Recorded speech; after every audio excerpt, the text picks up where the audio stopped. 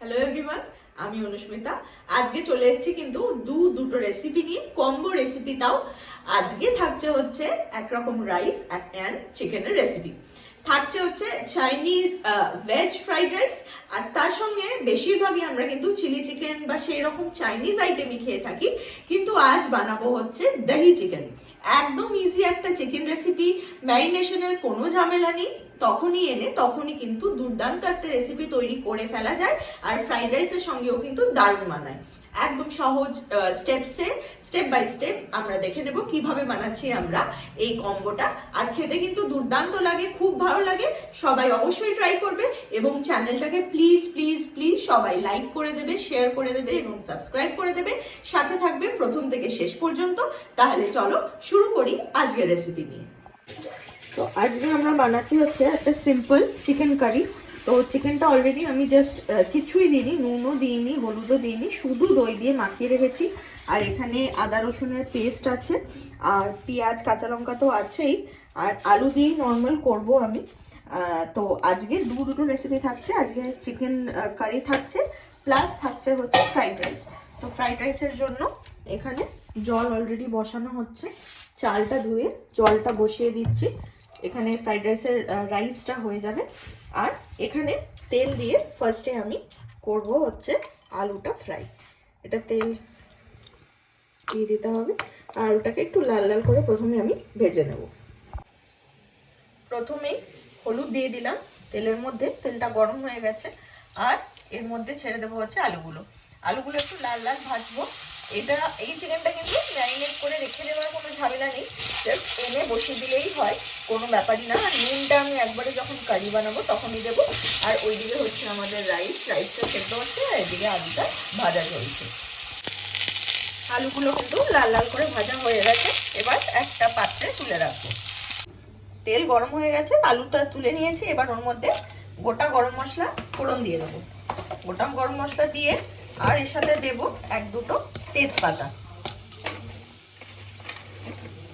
ব্যাস, তেজপাতাটা দিয়েই আমি পেঁয়াজটা অ্যাড করে দিলাম। পেঁয়াজ লঙ্কা দুটোই দিয়ে দিলাম, লঙ্কাটাও ভাজা হয়ে যাবে। আর যেহেতু একটু কষা করবো তাই পেঁয়াজের পরিমাণটা বেশি। এখানে 5টা মতন বড় পেঁয়াজ আমি কুচিয়ে নিয়েছি।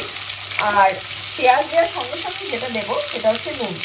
মাংসে কিন্তু আগে থেকে আমি নুন লাগিয়ে রাখিনি, শুধু দইটাই লাগিয়ে রেখেছি। আর দই দিয়েছি বলে কিন্তু আমি টমেটো ইউজ করছি না।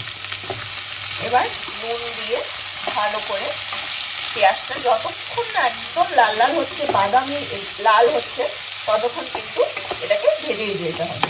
ভাজার পর আমি জিঞ্জার গার্লিক পেস্টটা অ্যাড করবো, তাহলে এটা ততক্ষণ ভাজা হোক। আর ওইদিকে আমাদের রাইসটা ফুটছে।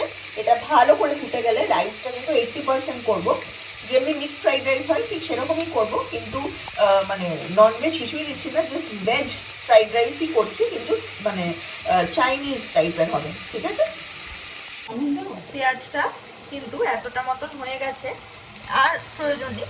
এরপরে আদা রসুন পেস্টটা আমি এর মধ্যে অ্যাড করে দিচ্ছি। এই যে 1 চামচ, আর 1 চামচ দেব, একটু বেশি করে, কেন কি পরিমাণটা অনেকটাই। এবার দিয়ে সুন্দর করে আবার আমি মিক্স করে নেব। সুন্দর করে মিক্স করে নিতে হবে। নুন তো দেওয়াই আছে, আদা রসুনটা দিয়ে এবার বাকি মশলাগুলো আমি একে একে দিয়ে দেবো। প্রথমেই সামান্য একটু জল দিয়ে দিলাম, কারণ মশলাগুলো লেগে যেতে পারে তলায়। প্রথমেই একটু মিক্সি ধোয়া জলটা, মিক্সিতে লেগেছিল, ধোয়া জলটা দিলাম। এরপর দেবো হচ্ছে হলুদ গুঁড়ো। হলুদ তো মাখাই নিই আমি, তাই জন্য হলুদ গুঁড়ো দিলাম। তারপরেই দেবো হচ্ছে জিরে। এই যে 1 চামচ পরিমাণ জিরে দিলাম, আর সামান্য একটু দেবো, আর 1/2 চামচ পরিমাণ জিরে, আর দিচ্ছি হচ্ছে ধনে। এরকম ফ্রাইড রাইসের সঙ্গে আমরা চিলি চিকেনই বেশি খেয়ে থাকি, তবে এরকম চিকেন খেলেও কিন্তু একদমই খারাপ লাগে না, খুবই ভালো লাগে। আর যেহেতু দই দিয়ে মাখানো, এটা কিন্তু সফট খুবই হয়, একদম চিকেনটা খুব সুন্দর সেদ্ধ হয়, আর খেতেও খুব ভালো লাগে। ঝালটা একদম অ্যাকর্ডিংলি দিতে হবে, কাঁচা লঙ্কাও দেওয়া আছে তাই বেশি পরিমাণ ঝাল দিলাম না। এবার সব একসঙ্গে সুন্দরভাবে মিক্স করব। নুনটা প্রথমেই পেঁয়াজের সঙ্গে দিয়ে রেখেছিলাম, তাই জন্য নুনটা কিন্তু খেয়াল রেখে দিতে হবে। আর ঝালটাও কিন্তু ইচ্ছে মতন দিতে হবে, যার যেরকম দরকার ঠিক সেরকম আর এটা কষানো হয়ে গেলে আমি কাশ্মীরি লঙ্কা একটু পরে অ্যাড করে দেবো। আর ওইদিকে ভাতটা হচ্ছে, ভাতটা একদম টকবক করে ফুটছে। আমি যতটুকু সেদ্ধ হওয়ার দরকার দেখে আমি এবার ভাতটাও নামিয়ে দেব। মশলাটা কষানোর পর আমি কাশ্মীরি লঙ্কা দিয়ে দিচ্ছি এখানে প্রায় 1.5 চামচ মতন, ব্যাস। আর প্রয়োজন নেই, 1.5 চামচ দিয়ে আবার সুন্দর করে মিক্স করে নেব একসাথে। কাশ্মীরি লঙ্কাটা ঝাল হয় না, জাস্ট কালারটার জন্য, কালারটা এনহ্যান্স হয়, ওই জন্যই দেয়া। এবার এটাকে একটু কষিয়ে নিয়ে এর থেকে তেল ছেড়ে গেলে চিকেনটা আমরা অ্যাড করে দেবো। এটা কষে গেছে, সাইড দিয়ে দিয়ে কিন্তু তেল ছেড়ে গেছে। এবার আমাদের দই মাখানো মাংসটা দিয়ে দিচ্ছি, শুধু দই আর কিচ্ছু নয়। এখানে কিন্তু 1 কিলোর ওপর মাংস রয়েছে। আর দই দেওয়ার পর গ্যাস কিন্তু আমি আর লো রাখবো না, একদম হাই ফ্লেমে এটাকে এখন ভালো করে কষিয়ে নেব। দই বলে টমেটো ইউজ করছি না, কারোর ইচ্ছা হলে অবশ্যই টমেটো ইউজ করতে পারবে, কিন্তু আমি যেহেতু দই দিয়েছি আর টমেটো দিচ্ছি না। এবার হাই ফ্লেমে এটাকে সুন্দর করে একটু মিক্স করে নেব। মাংসটা ভালো করে মিশিয়ে নিয়েছি, আর একটুক্ষণ এটাকে সুন্দর করে মেশাবো। এখন কিন্তু ঢাকা চাপা কিছুই দিচ্ছি না, একবার সুন্দর করে ফুটে উঠুক, ভালো করে কষে যাক, তারপরে এর মধ্যে আলু দিয়ে আমি কিছুক্ষণের জন্য ঢেকে দেবো। এটা যেহেতু কষা হবে তাই জন্য এক্সট্রা জল আমি ইউজ করব না। দইয়ের থেকে অলরেডি জল বেরোতে শুরু হয়ে গেছে, চিকেন থেকে জল বেরোতে শুরু হয়ে গেছে, এতেই পুরো রান্নাটা হবে। তো এটা হয়ে গেলেই আমি আলুটা অ্যাড করব একটুখানি সামান্য কষে দেওয়ার পর। চিকেনটা ফুটে গেছে, ভালো করে আমি এপিট ওপিট ভালো করে সুন্দর করে নিয়েছি। এবার যেহেতু চিকেনটা দই মাখানো ছিল অলরেডি, কিন্তু সেদ্ধ হতে খুব বেশি সময় লাগবে না, তাই জন্যেই চিকেনের সাথে সাথেই আমি আলুটাও এবার এর মধ্যে অ্যাড করে দিচ্ছি। আলু চিকেন একসঙ্গে কষা হয়ে যাক, তারপরে সামান্য কিছুক্ষণের জন্য আমি ঢাকা দিলেও দিতে পারি। অলরেডি দেখতেই পাচ্ছ কতটা জল বেরিয়ে গেছে, আরও জল বেরোবে, ঢাকা যদি দিয়ে দিই আরও জল বেরোবে। আর এই জলে জলেই চিকেন এবং আলু দুটোই কিন্তু খুব সুন্দরভাবে সেদ্ধ হয়ে যাবে। প্রথমেই ফ্রাইড রাইসের জন্য সাদা তেল দিয়ে দিচ্ছি। যদি কারো কাছে তিল তেল বা সেসমি অয়েল থাকে তাহলে খুব ভালো হয়। যে কোনো চাইনিজ ডিশে কিন্তু একটু তিল তেল দিলে টেস্টটা অনেকটাই ভালো হয়ে যায়। এবার রাইস আমার অনেকটাই, সেই আন্দাজে আমি একবারই তেল দিয়ে দিচ্ছি। এটাই ঘি একদমই ইউজ হয় না, শুধু তেলেই রান্নাটা করব। প্রথমে তেলটাকে একদম পাইপিং হট করে নিয়ে এই আদা আর রসুনের কিমাটা অ্যাড করে দেবো।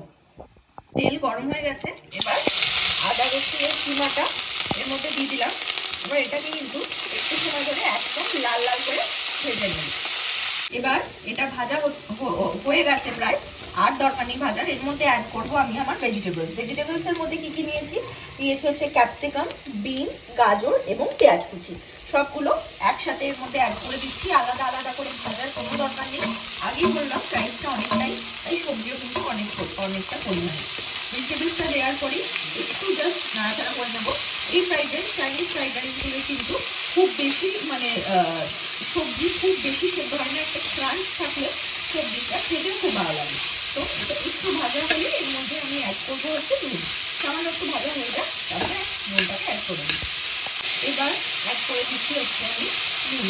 রাইসটা যখন বানিয়েছি তখন কিন্তু নুন দিয়েই আমি বানিয়েছি, তাই সবজিতে যতটা নুন লাগবে ঠিক ততটা দিলেই কিন্তু আমাদের নুন হয়ে যাবে। নুন দেওয়ার পর এবার এটা জল ছাড়তে লাগবে, তাই হাই ফ্লেমে রান্না করতে হবে। যে কোনো চাইনিজ ডিশই আমরা হাই ফ্লেমেই করি, তাই ফ্লেমটা কিন্তু একেবারেই লো করা চলবে না। এবার সুন্দর করে এটাকে একটু ভেজে নিই যতক্ষণ না এটা জলটা মরে যাচ্ছে, তারপরে আমরা বাকি ইনগ্রিডিয়েন্টস অ্যাড করব। মাংসটা দেখে নিই কি অবস্থায় আছে। এই যে দইয়ের থেকে অলরেডি কিন্তু তেল ছাড়তে শুরু করে দিয়েছে। এবার আরেকবার উপর নিচ করে দেব।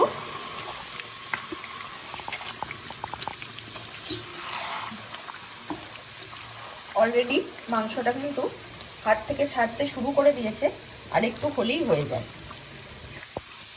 সবজি হালকা ভাজা হয়ে গেছে, এবার আমাদের বয়েল করে রাখা ভাতটা উপর দিয়ে দিলাম। এখনই নাড়বো না, আগে যা যা ইনগ্রিডিয়েন্টস লাগে সবই এর মধ্যে আগে অ্যাড করে নেব। প্রথমেই যেটা দেব সেটা হচ্ছে আজিনামোটো। আজিনামোটো কারো ইচ্ছে না হলে একদমই দেওয়ার দরকার নেই, বাট আজিনামোটো একটা ভালো টেস্ট আনে, তাই জন্য আজিনামোটো সল্ট আমি অ্যাড করলাম। এরপরেই দেব গোলমরিচ।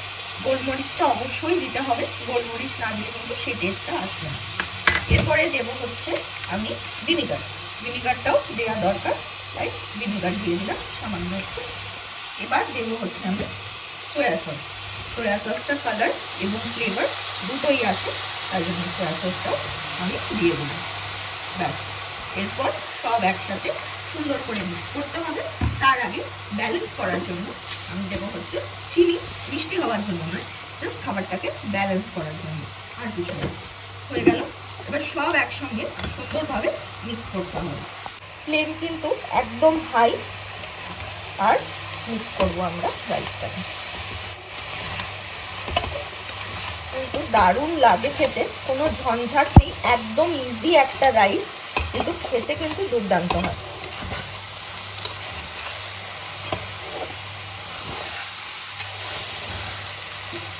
সোয়া সসের জন্য কালারটাও দেখতেই পাচ্ছ একদম চেঞ্জ হয়ে গেল, যেমনি আমরা রেস্টুরেন্টে খাই ঠিক সেই কালারই চলে এসছে। এবার এটা হাই ফ্লেমে একটু ফ্রাই করতে হবে। এবার আমি ঢেলে নিচ্ছি। রাইস কিন্তু দেখতেই পাচ্ছ একদম ঝরঝরে হয়েছে, একটা ভাতের সঙ্গে একটা ভাত একদম লাগেনি, আর খেতেও কিন্তু দুর্দান্ত হয়।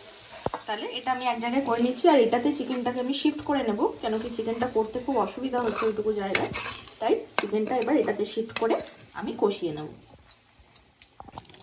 মাংসটা কিন্তু হয়েই এসছে, আলুগুলো একদমই সেদ্ধ হয়ে গেছে, একদমই ওয়েল কুক হয়ে গেছে। এবার গ্যাসের ফ্লেমটাকে বাড়িয়ে জলটা কমিয়ে নেওয়া। আমি কিন্তু এক ফোঁটাও জল ইউজ করিনি, যতটাই জল বেরিয়েছে এই চিকেন আর দই থেকে। এবার আর কোনো কাজই নয়, শুধু হাই ফ্লেম করে, এই যে দেখাই যাচ্ছে চিকেন থেকে কিন্তু হাড় থেকে কিন্তু চিকেন অলরেডি ফুলে ফুলে বেরিয়ে আসছে, একদম ভালোভাবে কুক হয়ে গেছে। এবার হাই ফ্লেম করে আমি জলটাকে শুকিয়ে নেব, আর লাস্টে গরম মশলা ধনেপাতা দেবো, দিয়ে নামাবো। তো এটা আর একটুখানি জলটা হাই ফ্লেম করে আমি শুকিয়ে নেব। লাস্টে গরম মশলাটাকে অ্যাড করে দিলাম ওপর দিয়ে, আর ধনেপাতাটা দিয়ে দেবো। এর থেকে বেশি আর কষাচ্ছি না, এইটুকু গ্রেভি রাখছি, কেন কি ঠান্ডা হলে আরও কিন্তু এর থেকে গ্রেভি শুকিয়ে যাবে। আর যেহেতু রাইস দিয়ে খাওয়া হবে, সেহেতু একটুখানি গ্রেভি থাকলে সুবিধা হয় খেতে। এবার এই ধনেপাতাটাকে দিয়ে আবার সুন্দর করে একবার মিক্স করে নিচ্ছি। ব্যাস, আমাদের দই চিকেন বা চিকেন কারি একদম রেডি। এত সহজ উপায়ে চিকেন দেখিয়ে দিলাম কিভাবে বানাতে হয়। অবশ্যই সবাই একবার হলেও বাড়িতে ট্রাই করবে, আর কমেন্টসে জানাবে কেমন হলো।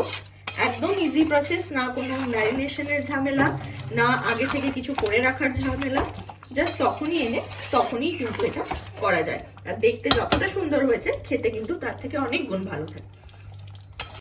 এবার রাইসটাকে ঢেলে নিচ্ছি, একদম ঝরঝরে হয়েছে আর গরম। রাইসের সঙ্গে চিকেনটাকে সার্ভ করব, আর অন্য আরেকটা জায়গায়, অন্য একটা প্লেটে এবার পাশে দিয়ে দেবো আমাদের চিকেনটা। আর এই হলো চিকেনটা পাশে সার্ভ করে দিয়েছি। তো আজকে একটা কম্বো রেসিপি ছিল চিলি চিকেন, চিকেন আর ফ্রাইড রাইসের। এই চিলি চিকেনের সাথেই আমাদের বেশিরভাগ এই রাইসটা খাওয়া হয়, কিন্তু এই চিকেনের সাথে খেলেও কিন্তু মন্দ লাগে না, যথেষ্টই ভালো লাগে। তো এরকম নতুন নতুন রেসিপি পেতে হলে অবশ্যই কিন্তু চ্যানেলটাকে লাইক করতে হবে, শেয়ার করতে হবে এবং সাবস্ক্রাইবও করে দিতে হবে। আজকের জন্য এটুকুই, দেখা হচ্ছে পরের এপিসোডে নতুন কোনো রান্না নিয়ে সবার সাথে।